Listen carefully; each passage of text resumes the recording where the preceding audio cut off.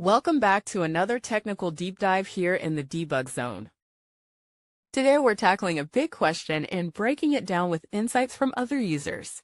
Hopefully this clears up some misconceptions and helps you get the answer you need.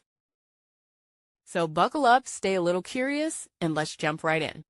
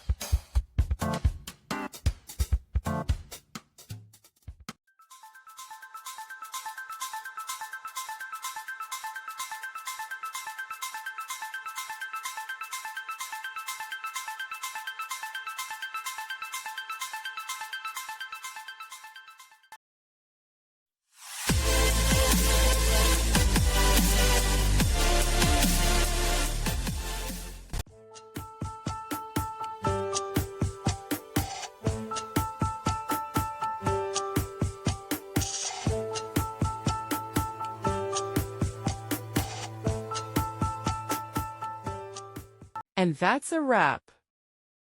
I hope you found the answer you were looking for. If you did, take a second to hit that subscribe button. It really helps out.